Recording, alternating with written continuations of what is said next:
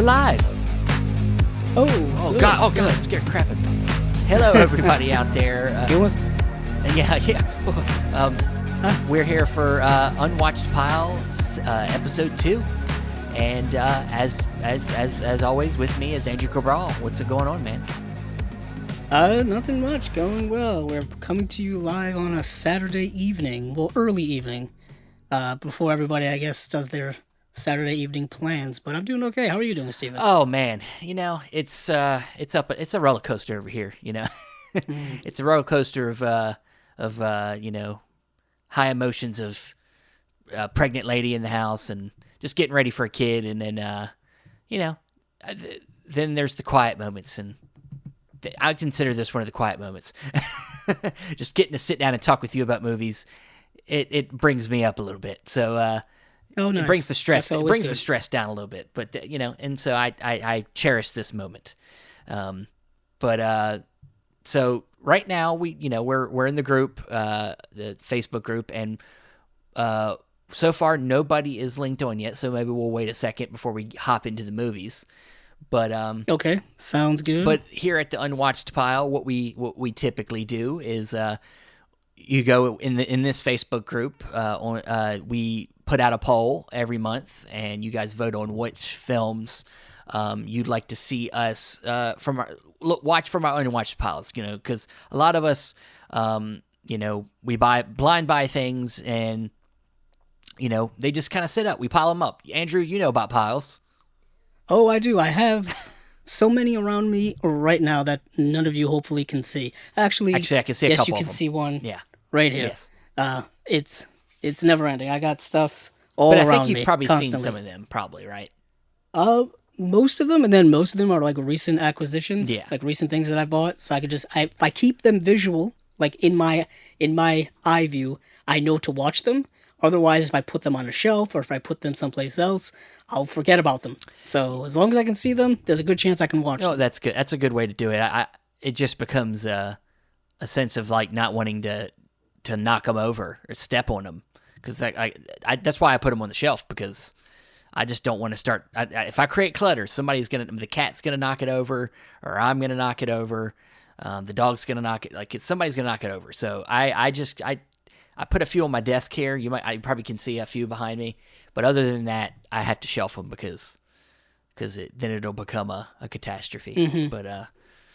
But yes. So this week's episode, you guys voted on us to watch. I kind of purposely in my group of films I put in the poll, I kind of made a theme. I kind of did like all like mystery thriller type of movies.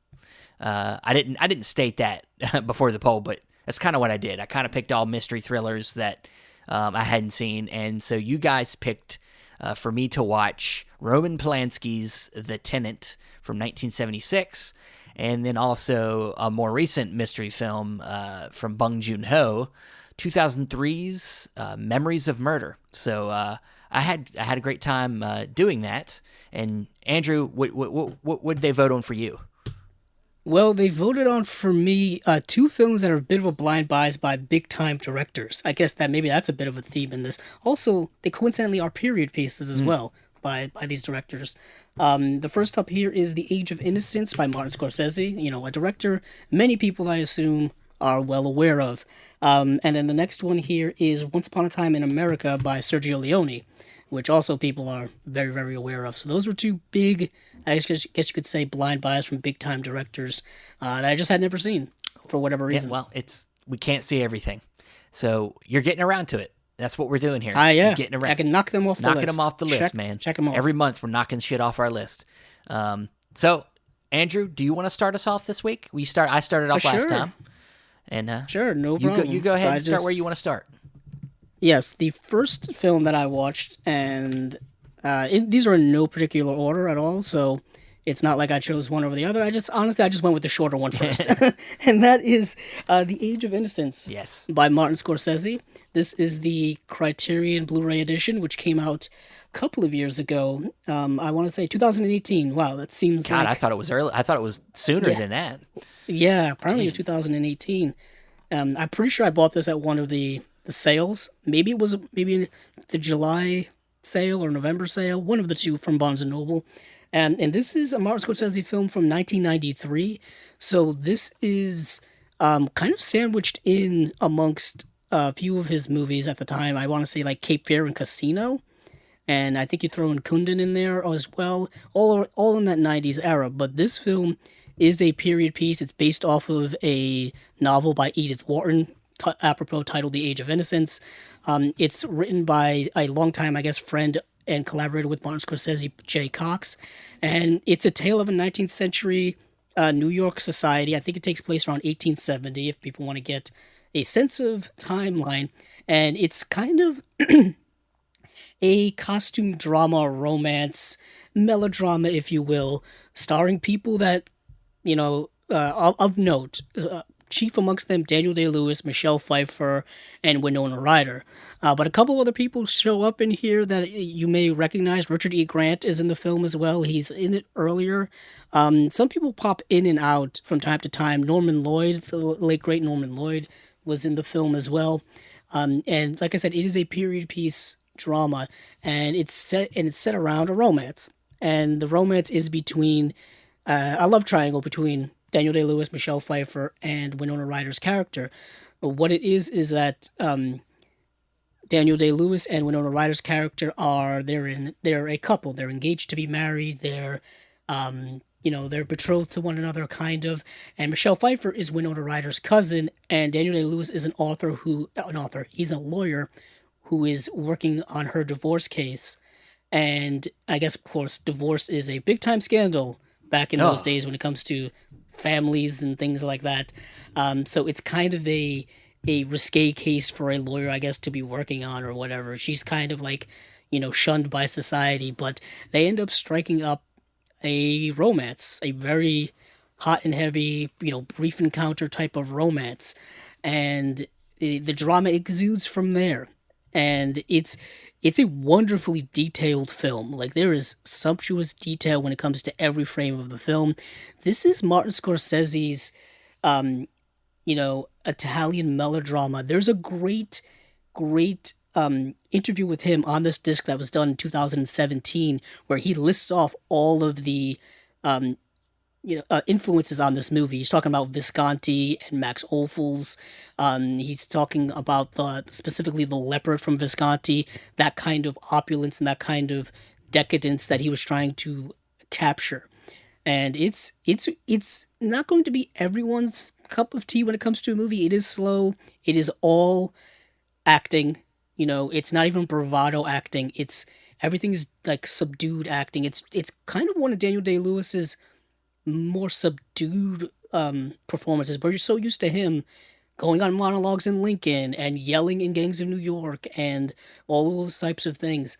But he's very reserved in this movie, and he's really, really good in it, as well as Michelle Pfeiffer and Winona Ryder. And it covers a lot of plot. You're seeing a lot of jumps in time and stuff like that, so you're getting a lot in there. But at the core of it is a really well done, masterfully well made film by Martin Scorsese. And this disc here really highlights it, to get back to this Unwatched Pile disc. And it's really good, but it's not for everyone. Let me put it this way. If you're used to Martin Scorsese doing Goodfellas, Casino, Taxi Driver, it is not that. It is a very different, broader Martin Scorsese. Think more of Kundun, think more of maybe Silence in that regard. So that's kind of the way the film is. But when it comes to this release, like I said, there is a Martin Scorsese interview that is done. There is an interview that's done by Jay Cox, the writer. There's an interview done by, I believe, the costume designer, maybe art designer, I think, of the film. But it's a really, really good release. I'm glad to get more Martin Scorsese in the Criterion Collection. But Steven, that's about it. Yeah, it's a good movie, but it's not going to be one you particularly think you're going to see from Martin Scorsese. Yeah, this particular area of his career is one where I'm the least known. Like, I have not seen Age of Innocence. I have not seen Kundun. Maybe I'm just leaving out some of his historical films, where he's just deciding to delve into history more. that's about it. I don't know. I don't think there's any. There might be some of his earlier stuff I still haven't seen yet either. But Right. But does this compare somewhat to maybe how much detail there is in something like a Silence? Does it feel like that? Yeah, it's not dealing with, of course, the same subject matter, but in terms of paying particular attention to detail and theme and stuff like that, it's more aligned with that. Ironically, Jay Cox, the writer, also worked on Gangs of New York with Martin Scorsese, and he actually, I think, worked on that movie like before or right around the same time that he was working on Age of Innocence. So, and it kind of takes place similarly in that era. I think Gangs of New York is more 1890s Gilded Age stuff, and this is more 1870s New York. Yeah. So you're getting a way different perspective of New York when it comes to historical context. But I would say, yeah, it's more aligned with his more serious, dramatic work than with something that has a lot of speed to it, that is more energetic, like a Goodfellas or a Wolf of Wall Street. But what seems to be consistent with Scorsese, Steve, and I think you would agree with me, is his craftsmanship is unbelievable. His editing, the cinematography that he decides to go with. I believe the cinematographer was Michael Ballhaus on this film, who was a great collaborator with him throughout the early part of his career and for a good part of his career. And it's a really good movie. I think a lot of people may be bored with it because, like I said, it's a period piece. Yeah. You got to be into those. You got to be into that world.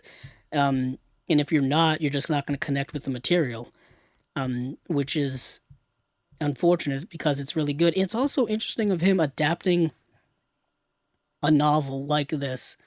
I know Goodfellas was adapted from a novel as well as some of his other work, but this just seems so interesting because I know Edith Wharton.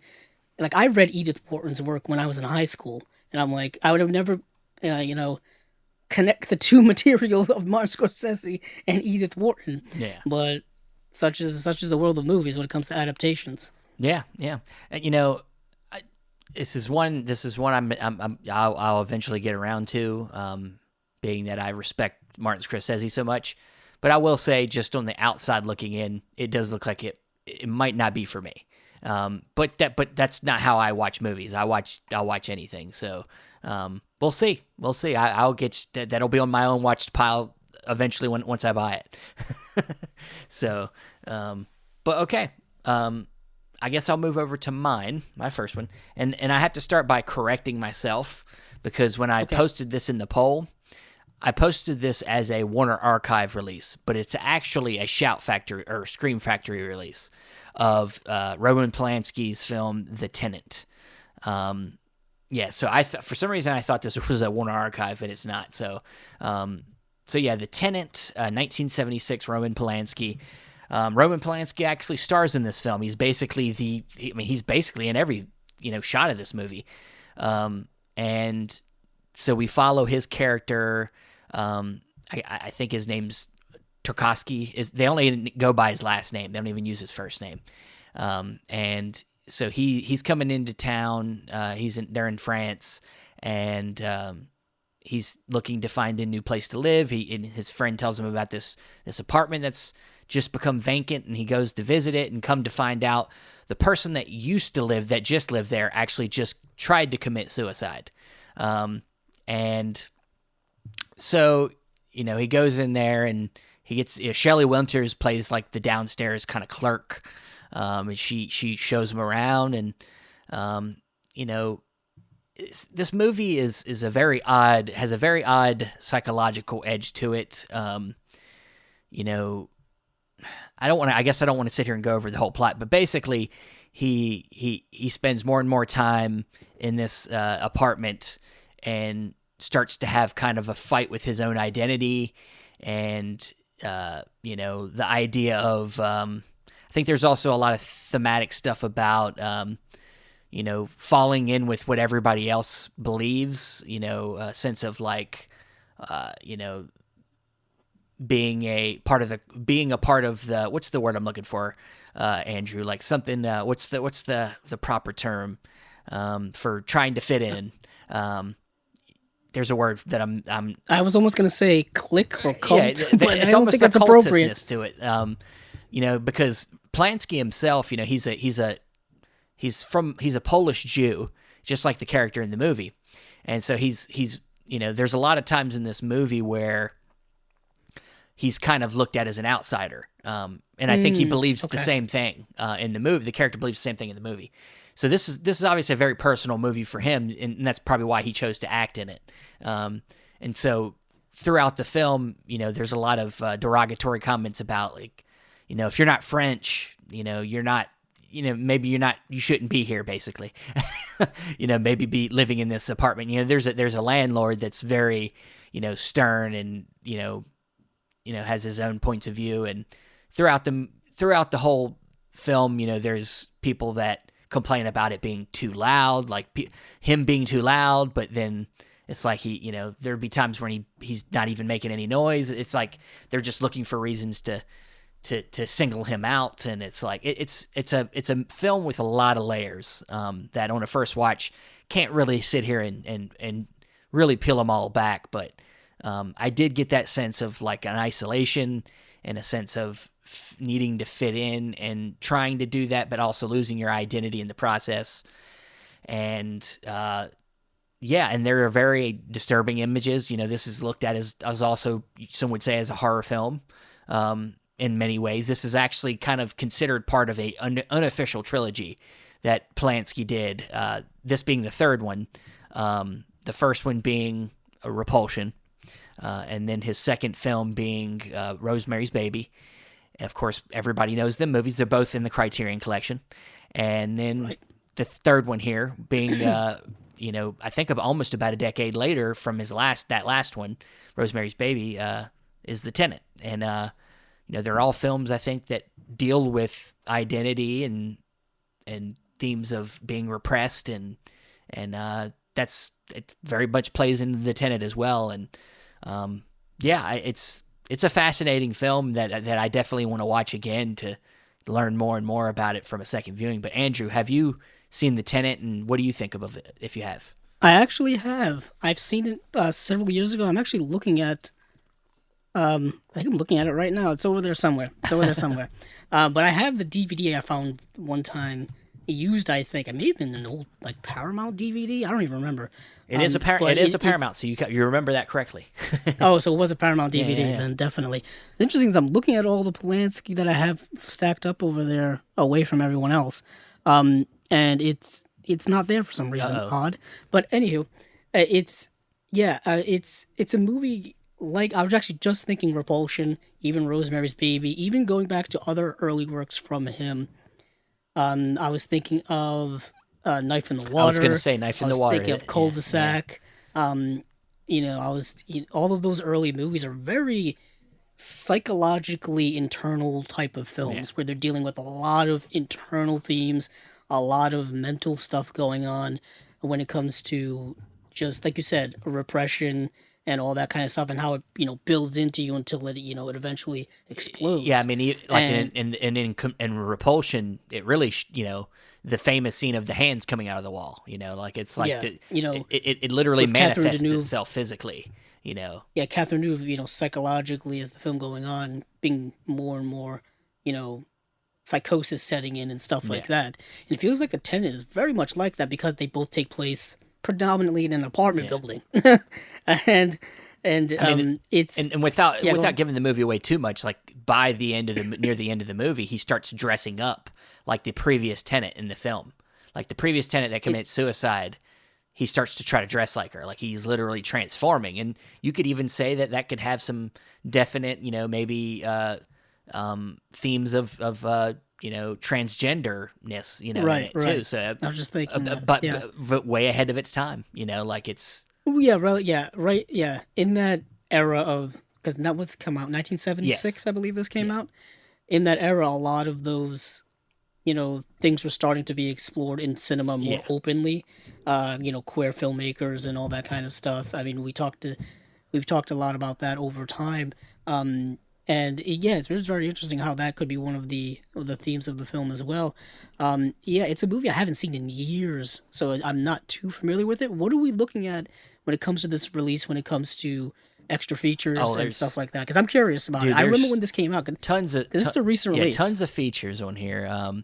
You know, the Shout Factory release has at least, it looks like at least four new features. You know, interviews with Roman Polanski, probably archival, I'm assuming, and then some new features with the assistant cameraman and interviews with the script supervisor, all new stuff. And then some. They at least have two audio commentaries here.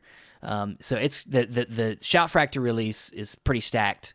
And you know, no matter what you feel about Roman Polanski as a person, he's a damn good filmmaker. And you know, they've, you know, typically in most cases his films get a pretty good deluxe edition in the sense of, yeah, I mean, at that time, I guess historically, obviously this is the post post tragedy in his life, but in the 60s and 70s he was a very prominent, very well-known filmmaker. I know I think he made Chinatown before this film. Film that followed Chinatown, yep.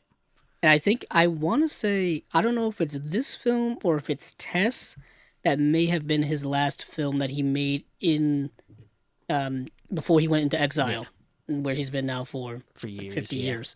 I want to say that it's this movie. I'm not quite sure, but it's certainly an interesting movie. And that Blu-ray that Steven has and it has been mentioning, it came out in 2020, so yeah, pretty recent. It's pretty recent. Yeah. And yeah, you're right. It does have a bunch of new features.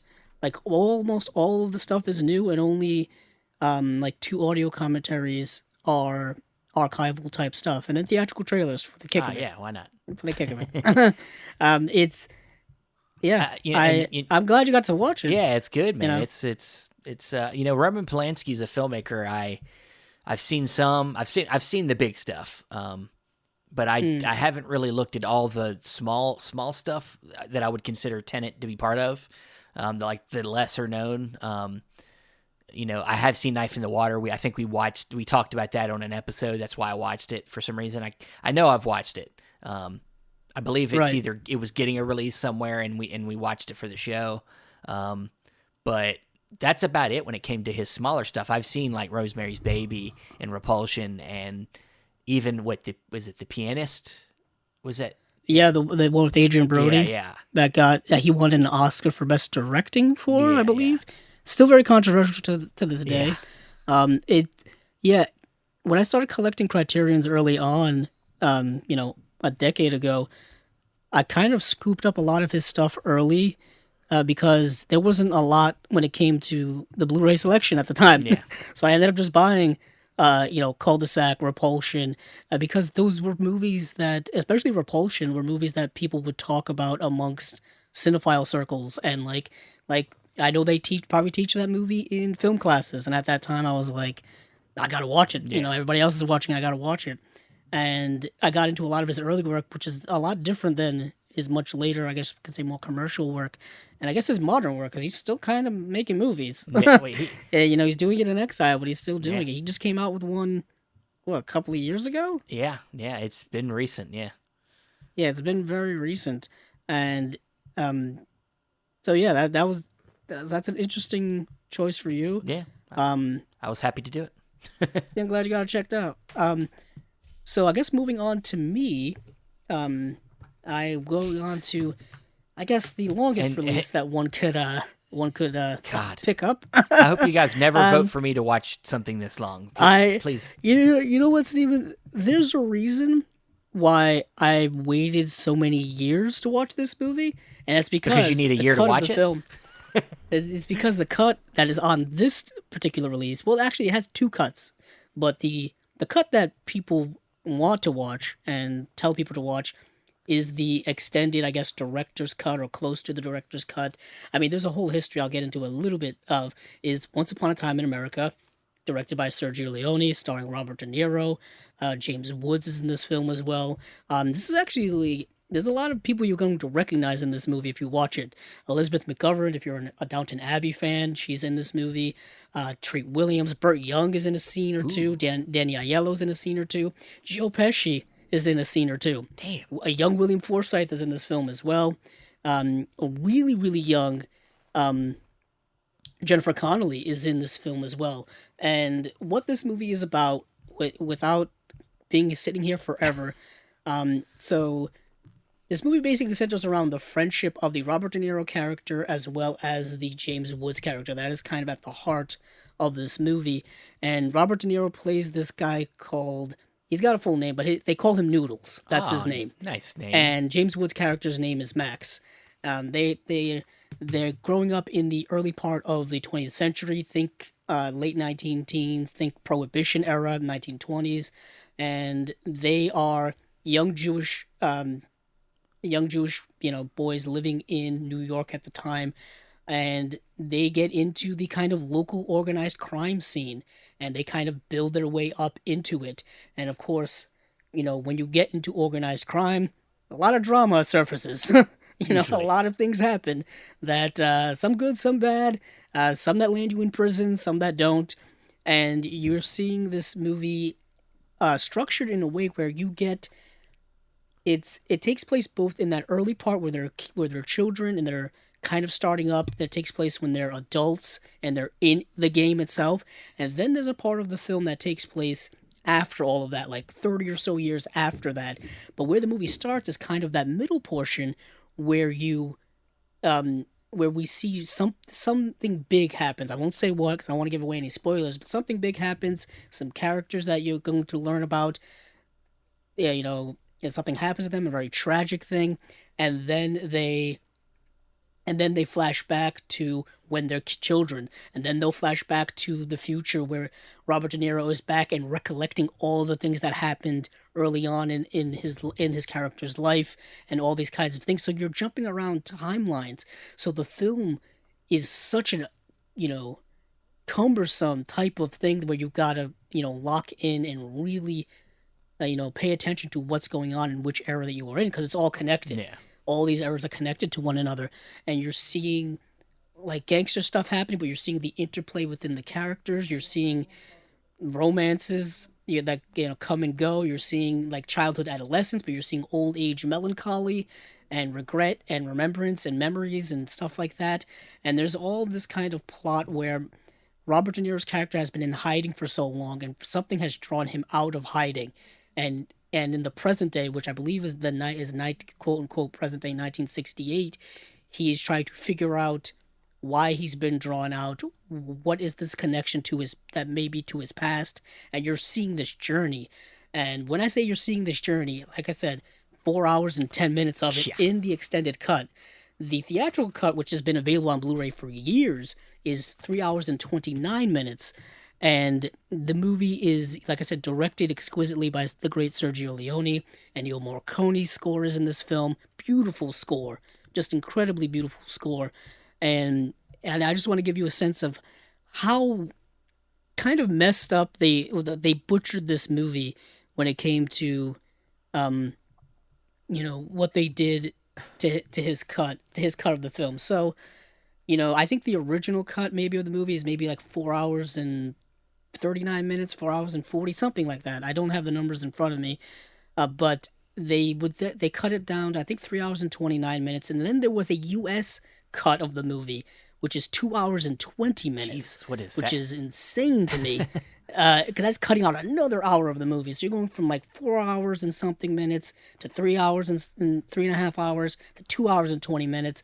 And what they did too, I was just reading some of the stuff and watching one of the only special feature that's on here, is they would recut the movie to make it linear, to where you would see the plot like linear when it comes to childhood, adulthood, and then elderly, and then older age.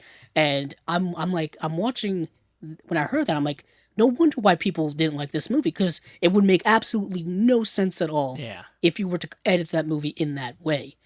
And it's just mind-boggling to me. So what they did with the extended release is they went back and found the stuff that was taken out and they reinserted it in. And unfortunately, when it comes to a lot of those elements, they are in kind of work print type of conditions. Like the quality and drop off from the proper visual quality and the 4K. I think they did a 4K restoration of this, and then the scenes they had to insert from whatever elements they could find is dramatically different. Like the scenes they put in are almost unwatchable in quality. They're so bad. They're not color corrected. They look grainy. They look, rough. But you're getting to see a more complete version of what Sergio Leone wanted when it came to this film. So that's the most important part. The biggest flaw with this release and its previous release, because this has come out a few times on Blu-ray, is that they put the whole movie on one disc. Yeah. They put a 4-hour movie on one disc, and what that's going to do is going to lead to compression issues and lower bit rate. And that's what unfortunately it does with this release, is that you're only getting a bit rate of about 14 to like 18 megabytes per second, in that range, whereas most Blu-rays are like in the mid 20s to 30 megabytes per second. So there's a drop off with compression issues, and I was always wondering why they did that and why not just split it up over 2 discs. That was really kind of baffling to me.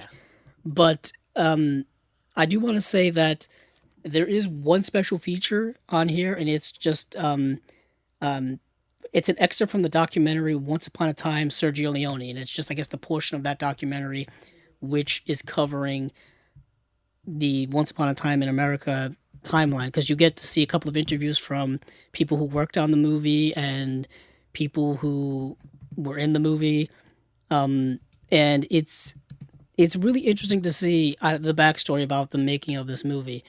I just want to get the different releases, because they've been released by a couple of different companies.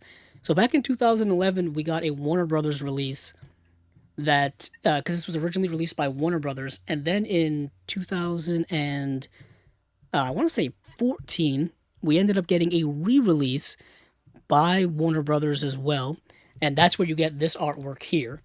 The original artwork that they used was, like, I think the original movie poster, which looks kind of a lot better than this. This is, I don't know if people can see this at home, it's kind of a photoshopped image of Robert De Niro. And it's, unfortunate. And then this was actually re-released the following year in 2015 by 20th Century Fox. And that is what this release I have here is. I actually bought this out of a Walmart bargain bin at one point in time. Yeah. That's where I ended up finding this, of all places. And this release, I do want to say, what's unique about this release versus the Warner Brothers original release, as well as the Warner Brothers re-release, is that you get both cuts of the movie. So you get the extended cut on one disc, and you get the theatrical cut on another. And I guess if you want if you want both worlds for comparison issues, this is the one to track down. I would love for this to get a re-release, a proper re-release, where the movie is given a 2-disc, enough room to breathe. I would even not mind it in 4K. That would be really nice. The movie itself aesthetically is interesting, because it's a darker, more muted type of film, because it's a drama, and there's a lot of thematic stuff going on in the movies. There's a lot of misogyny in the film that's depicting of that era of just gangsters and men and stuff like that. This is a very interesting, long movie, and you have to be patient with it, because I will say this, even someone who likes long movies like myself, once you hit that 2.5 to 3 hour mark, that last hour is slow. Yeah. It's very slow. It's very slow to get through. But I overall liked the movie, but there's a lot to unpack with it. Yeah. Like, there's a whole discussion that needs to be like a breakdown of this movie, which I'm sure has happened by many people many times. I do want to say that this is, I believe this is Sergio Leone's last film. Really? And I believe it's also a film that he did 13 years after the previous film that he had done. So this was kind of a last hurrah for him, and it's a hell of a way to go out. Yeah, because he did Duck You Sucker in 1971, and then he did this in 1984. So you're talking a significant time gap there for Sergio Leone, I believe of which time he was trying to get movies made, but he couldn't. And coincidentally, this is also another adaptation of a novel. So I guess that's another connecting theme between this and The Age of Innocence. So that's it. That's as much as I can compact that into without, because you could spend hours talking about this movie. Yeah, it seems like it's got a lot of, being that it is just so long, there's just so much to talk about within it that it would have to be its own episode. But I do want to say real quick, we did have some comments from our Facebook group. Now I know on the screen it doesn't say who it is, but I'm able to go back and see who it is, and it is my friend of mine, Carl Champion Jr. That I used to do my one of my old shows with, Film Club Movie Show. So shout out to Carl who's written us 4 different comments here. If you didn't see him already popped up on the screen, but he seems to be ready to he's seen it and he's going to rewatch it now that you've just watched it yourself, and now he's probably finding it on streaming somewhere. Because I know Carl and he doesn't have a huge movie collection, so he's probably he's going to have to stream it on Amazon or something, I'm thinking. But yeah, I mean, Sergio Leone is kind of a fascinating filmmaker that is mostly known for westerns, and this being kind of, I would assume, like almost like it is probably like got a western angle to it, in a way, right? Or like in the sense of its in a way, I guess, scale. Aren't like western movies and gangster films somewhat connected? Sure. Both genres are very, very macho. I was gonna say this almost masculine, feels like him trying to do The Godfather, like, and very camaraderie-ish. Interesting. Yeah, it's kind of interesting, but they're not. What I find so fascinating about the movie is they're not really focused on the whole gangster aspect of it. It's more character relations and interactions, specifically with James Woods and Robert De Niro's character. They grow up as best friends, like really, but almost brothers type stuff, and you see their friendship evolve and change over time. You see what influences of that life can do to a relationship like that. And James Woods is not someone I'm a big fan of, but back in the day, he was a good actor, and he was able to play these type of megalomaniac characters very, very well. Yeah, I think Vinegar Drone. Speaking wrong, Videodrome. Yeah, Videodrome. Yeah, I said I was going to say Vinegar Syndrome, but no, Videodrome. I guess not quite the same thing, it's but a different close. thing. Yeah. I mean, it's another one that I have to get to myself, and it's just so daunting. You got to be in that mood, and we basically the fans of the show made you have to get this in. The wait had been too long. Yeah, the wait had been too long, and it's been sitting on my shelf, for years, and it's. To cut, not only are you, etching out 4 hours and, 10 minutes of your time, but chances are, like I did, I had to go back and rewind a few parts because there's so much going on in terms of plot and interactions, and things are covering such a long period of time that you want to make sure to understand how things are flowing into one another. Yeah. It's a heavy movie. Like, it's not a movie. Like, if you're starting out with Sergio Leone, I don't specifically think this is the best place to start out, because it is indicative of his quality of a filmmaker, but it's not indicative of what I think people know him of. They think of the spaghetti westerns, the Man for No Name trilogy, Once Upon a Time in the West, things like that. But he's making this epic film that is relatively on a small scale. Because I hate to go back to Scorsese with Goodfellas and stuff like that. The stuff that, that's based on a true story, and that's based off of, big events that were happening, literally happening in the gangster world, like the Lufthansa heist and all this kind of stuff with Henry Hill and whatnot. Well, this stuff is so much smaller, so much more in-depth and, detailed, introverted, if you will. It's a giant whale of a film. It's the Moby Dick of movies. Sure. And Sergio Leone always kind of wanted to make, I remember hearing this when talking about, The Good, the Bad, and the Ugly. He was always trying to make a David Lean type epic of a film, and he did that with The Good, the Bad, and the Ugly. But I think in Once Upon a Time in America, he did it again, but with a completely different type of epic. Okay. Well, you like Carl, you've sold me. I just got to get around to it. Jesus, I know. It's just such a. You have to cut a whole day out. That sounds like it's a intermission. Definitely an intermission halfway through, and then take a break. Yeah, and like I said, it's one of those where I I would want a more deluxe release with it because both of these releases, like the discs I showed, they have the same exact feature on it, and it's like that's it. Sounds like There's with recent nothing else. history, if there was a label that it could maybe go to, do you think maybe Kino would pick that up? Being that they pick up about everything else, and they've already picked up a lot of Sergio Leone's on 4K. I was just thinking. I was deep in thought. Yeah, It's possible, but I don't know if they necessarily would make would put more like special features into it or stuff like that. Like I'm talking a company that would really give it a deluxe look. Indicator would be nice. I'm not saying who you would want. I'm saying who we think might actually be able to do this. Oh, see, that's a different conversation. Being that 20th Century Fox is now Disney. Well, it's interesting because it was originally a Warner Brothers release. So Warner Brothers, I guess, technically has the rights to it. So technically, they could put it out themselves. And I'm pretty sure it wouldn't be a Warner Archive thing. It would be a deluxe, like mainline stuff, like they're doing now with re-releases of Singing in the Rain, of Giant, and stuff like that. They could do a re-release of this. I don't know if there's a market for it. I mean, I would buy it. It's De Niro. It's got De Niro in it, man.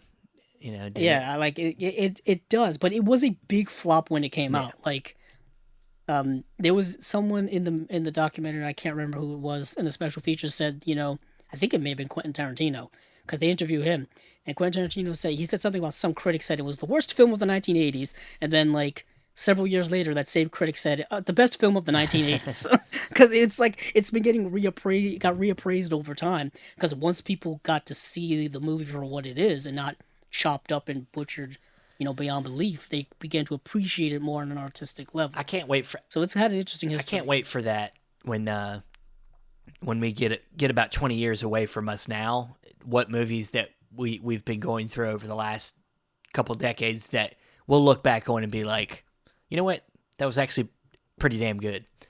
But the thing is, it's already happening.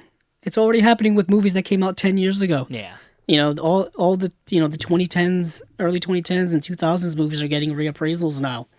And it's very interesting because, Steven, you remember, we lived through that era. Yeah. So we know what people, especially, at the time when movie reviewing became more wide open with YouTube and stuff, we know what people were saying about these movies at the time because we were saying the same things.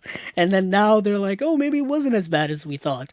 Or maybe they're looking back and saying, wow, this is actually bad. What were we thinking about praising this at the time? I think a lot of what happens, too, is just, like we've talked about with, I think, a few of our guests, that I think people's way of kind of critiquing and analyzing film is changing because we're watching movies for different reasons nowadays. Not everybody is, but I think people, everybody's going to have their own style and everybody's going to watch movies for different reasons.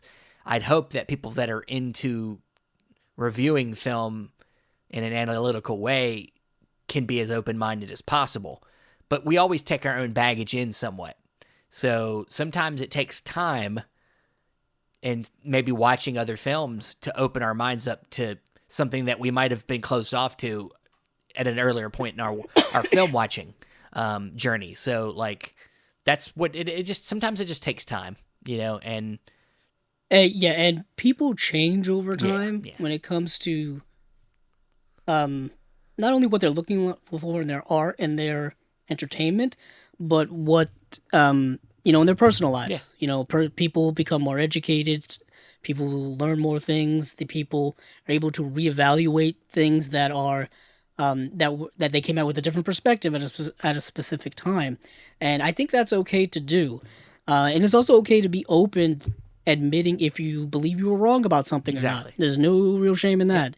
How many times have people gone back and rewatched a movie or a TV show and liked it more than they did or didn't like it as much as they did?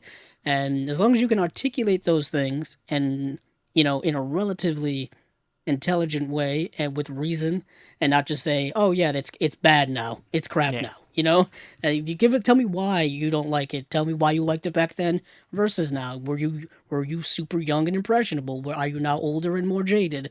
What are the context of the situation that's going on with you? Yeah. But we're getting off tangent, Steven, as we normally do. It's okay. It's all right. We got one more movie to talk about. And We do indeed. yes, last film is the other film that I watched, and I believe Andrew has also seen this film as well, and that is 2003's film directed by Bong Joon-ho, and that is Memories of Murder. And this is a film I picked it up from Criterion blindly, and just had being that I'd seen a couple of other of his films. Of course, I'd seen Parasite. I'd already had that, and I've seen some of his back catalog, whether it be like what is it, Host was his monster movie. Yes. I've seen that. I also seen a film of his. I think it's called Mother. Yes, I was just gonna ask you if you'd seen that. I've seen that. And I think I believe I went through a tangent. I went on a tangent collecting all of his movies after Parasite came out. So I think I might have some of his other films, but I might not have watched them yet. But he's a fantastic filmmaker from Korea. I believe he's Korean filmmaker. Yes. And so Memories of Murder is actually somewhat based on true events of kind of the first recorded serial killer in South Korea area. So not everything that happens in the film is based on necessarily facts, but and it might not have gone down the same way, but these murders did happen, and the actual real life murderer is actually the case itself finally, I think, ended in 2019. So ironically, right around the time this release, this Blu-ray was announced. so there's definitely an not only is the film itself amazing, and it leaves kind of an ambiguous ending. But in real life, at the time, even at the time when the film came out, there was an ambiguousness to it, because the murder itself had never been solved. The murders and stuff had never been solved. So the film, so you got these three different detectives that are all, trying to solve this case of these women being raped and murdered, all throughout the same kind of area over time. I don't want to give up all the details. If you hadn't seen it, it'd be better for you to watch it and reveal all the little details of how they eventually get closer and closer to finding out who they think the killer is. But it has a very it made me think of what a film later that would come, I think about 4 years later, which is Zodiac. David Fincher's Zodiac kind of feels the same way that this film ended, where by the time you get to the end, and I guess you could say this is a spoiler, kind of, but I just told you that they never found the killer, is that by the end of the movie, you don't really know who the killer is. And it's not, because I don't think the movie's really about that necessarily. It's not about trying to figure out who the murderer is. It's about, I think a lot of it has to do with, kind of some of it's probably a lot of it's social political stuff of that time period. In Korea, and this kind of thing with police officers and how they use their power is something we're dealing with today, and then and in all the characters that are represented in the film, you kind of get different facets. You got, and I should probably bring up the actors' names here because, and I'm gonna have such a great time trying to pronounce these actors' names, but Andrew probably helped me with that. I think he's going for it for me because he's. Yeah, I'm on IMDb now. So who are you referring to? You got one of the main detectives, and he's kind of the more hands-on, forceful one. Him and his partner. Once again, I'm not going to know these names, but one of them's. They're both basically, you could say, dirty cops in a way. Like one of them, they're always trying to coerce their suspects into saying things.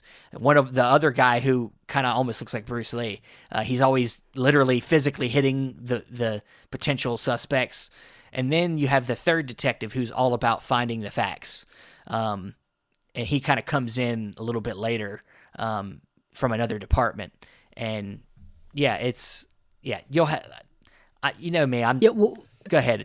So Kang Ho Song, who is in this movie is also the same actor who was in Host. He's also the same actor in Parasite, same actor in Snowpiercer. So he's the one that people probably most recognize if you've seen those movies, which I'm sure a lot of people have. There's him, and then there is Kim Sang-kyung, who is another actor in the film, and the third actor who plays, I guess, one of the detectives is Roha Kim. So those are look like the three main detectives that you just talked about. Yes, you'll know better than me because I have specifically with, of course, international cinema. I have a hard time remembering facts about things like that. But so it does look like, and Carl Champion Jr. is back in the chat. He is pointing out that he thinks that this was Bong Joon-ho's first film. I do believe it looks like, based off what I'm seeing here, he did do one other film before, at least in the sense of features. He did a film called Barking Dogs Never Bite. Oh, yes. In 2000. And then it looks like he did another feature called Motel Cactus in 1997. So technically this is like, you could say maybe this was his breakout movie, in the sense of, critically, I don't know how well received Barking Dogs Never Bite was, but this is definitely like probably one of his better movies overall anyway. So I would assume Memories of Murder was probably, I would say it was more considered his breakout. But yeah, I mean, this is a perfectly crafted, film. I mean, it is very much got like a procedural element to it, where you're, following the detectives, following the leads. But it also has a lot of different, styles in there. There's a little bit of a noirish element to it. There's definitely a little bit of, just serial killer storyline to it. It's a little bit of everything, and it's definitely got atmosphere. And like I said, the end of the film really, puts it in your mind that, the point of the movie wasn't necessarily about finding who the killer is. I think it was that all the characters kind of learned something about themselves through that experience. And, like at the end of the film, that one of the main detectives goes back to the first murder scene, and, he kind of looks at it again, and then he meets this little girl who's there, and she said another man had come by and did the same thing he was doing. And, so we assume that maybe the killer had come in to revisit the crime scene, come back to the crime scene again. And she just kind of describes him as a normal guy, and that particular detective always was, keen on saying that he could figure out if you're a bad person by just looking in your eyes. But we know things are just not that simple. Right. Just like in the film with the big climax of the film, there's a piece of evidence they think that will clear things up and definitively say this particular suspect is the killer, but then ends up being like non-conclusive. And so it's like, where's the answers? Where's the everything seems to be in the gray. There's no black and white. In this world that we're in here, where everybody's kind of trying to solve these murders in different ways. They're doing it, some would say in the better way, and some would say in a irresponsible way. And then by the end of it, nobody gets put away for it. It's like, so it's like, it's a very, very morally complex film, and just beautifully done overall. So, Andrew, what can you expound on? Yeah, that? It's been a couple of years since I've seen it. I think I watched it, probably maybe maybe before Parasite had come out. Because for me, when it came to Bong Joon-ho, when I first recognized his name is when he did Snowpiercer back in 2013. Yeah. And I remember loving that movie a lot and wondering who Bong Joon-ho was. Like, where did this filmmaker come from? He's extremely stylized. So I went back and tried to watch his earlier stuff, and I think I watched Mother because it was on Netflix for a long time. Which is an And interesting I don't movie to know be if- on Netflix. So Yeah, and I don't know if it's still Yeah. there. I doubt it by this point because with streaming things change Well, all well, I the mean, time. we know Bong Joon-ho has done some stuff with Netflix, so maybe. Right, so they could very much still be there because he maybe does have a deal with distribution when it comes to that. But I remember watching Mother. I remember watching The Host. Memories of Murder. I couldn't find for a long time until sometime before this Blu-ray came out, and I had seen the movie, and there had been really no consistent release when it came to Memories of Murder. Like this may be one of the only Blu-ray releases of it, and it took a while for it to come out here. Okay, it did have a few Blu-ray releases overseas, but not until 2019 or so. Actually, it had a Korean release in 2009, which makes sense. And it had a Korean release in 2014, which also makes sense. It's its native country and all of those things. But in terms of over here in region A and B land, you're not talking a release till like 2019. Wow. At the earliest in France. When it comes to Blu-ray, and then DVD, it had a DVD release here in the United States in 2005. Obviously, after the movie had come out.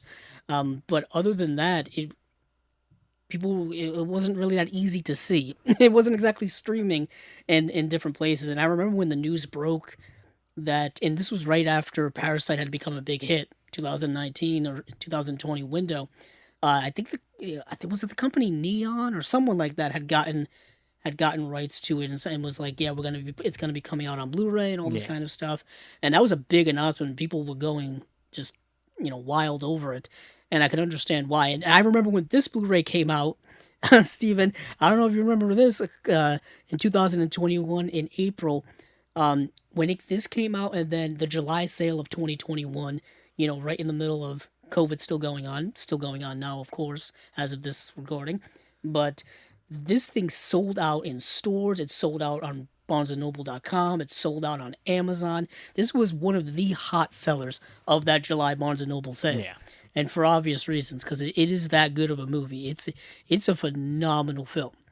But when it comes to this release, Steven, what do we have in terms of like features and things like that? Well, I mean, I'm not going to list off everything, but it is a new Of a new 4K restoration. One of the big highlights here is definitely there's a Tony Raines does a commentary, very good. From what I understand, let me preface, I did not listen to it, but from what I understand, people say it's really good, because I listened to some other, not only did I listen to features on here, but I also listened to some other analysis from other, online people. So they say that the Tony Raines commentary is really good, and we've heard him pop up on a lot of good releases. And then one of the ones I did have a chance to watch is a conversation with Guillermo del Toro. I was just gonna say that's the one that that's kind of the one you go straight to, because you're like, ooh, Guillermo del Toro is going to talk about. He's talking about the visual composition of the movie and characterization, which is very much part of what makes the movie so great. Yeah, that and then he kind of goes through a lot of what makes Bong Joon-ho a great filmmaker in general. Like he goes back to some of his earlier other works and things like that, and it's just great to hear another filmmaker be such a fan of another filmmaker. And that they're not so just invested in themselves, you know what I mean? Like that he's a fan of everybody, just like a Scorsese, like very much a fan of other filmmakers and likes to talk about it all the time. Like you don't hear him liking to talk about himself a lot. He likes to talk about other filmmakers' works, and how that inspires him and stuff. So that's what's so great about that particular feature there. Yeah, I mean, I believe it also contains a documentary from 2004 on the making of the film. I mean, it's got a pretty good amount of features here, and it looks great. The image is great, it's a very one thing too is that my experience with Korean cinema typically has been pretty graphic. You know, like a lot of Korean cinema is pretty graphic. The first one that comes to mind is I Saw the Devil. You know, I was just thinking that when you mentioned it. A lot of Korean cinema is pretty graphic. They don't hold back stuff. But I'll say Memories of Murder is actually pretty. I think it handles the violence of the movie in a lot more, measured way. You know, it's not too graphic. It's definitely got some kind of disturbing images. Specifically the beginning where he finds the dead body and, he shines a light on it and then all these little bugs kind of just come off of her body. And that's pretty disturbing, but, there's not like an over sense of gore, blood, or like, it's not like that. It's a little bit more, a little less graphic than usual. So I think that sometimes makes for better, when you have a lot of graphic violence or something, it kind of takes the focus off of things sometimes. And I think that there was the right amount of, graphic imagery in this film to not pull the focus off of what really matters in the movie. So yeah, it's another one. It's one I'd like to revisit soon again, because it really is a captivating film, and some just beautiful. Out of the films I've seen of his so far, definitely the most well shot of his films so far that I've seen. So yeah, big fan of Memories of Murder. So nice. Yeah, and the Blu-ray that Steven has been talking about is actually a 2-disc edition. Yeah, which is really nice. Yeah. So relatively loaded with special features. But yeah, that seems to be it from us. That's it when it comes to all these movies. Yeah, I think we kind of covered it in as brief amount of time as we could, but it ended up being an hour anyway. Well, that's about what I'm going. That's about what we should go for this show. I think roughly, maybe a little less than that, maybe like 45 minutes. But that's what we do here. We start to spew out all the love on something, so then we lose ourselves. That's just how it goes. You get lost in movies. That's how you do it. Lost in the magic of movies. Yes. We still haven't come up with a outro for this, so I'm just gonna say. No. I'm just gonna say. Didn't even think about that till right now. I know. I just forgot. I was like, damn it. How about just get lost in the magic of movies? Oh man, that just sounds like a Disney outro or something. You gotta give it's gonna be like a sparkle over top. Yeah, it's like the more you know, star flying through. Yeah. Well, I'll just say this. As usual, you can find us here on the Facebook page. Of course, you guys follow us. You know that there's Twitter pages and there's Instagram pages, and there's the YouTube channel.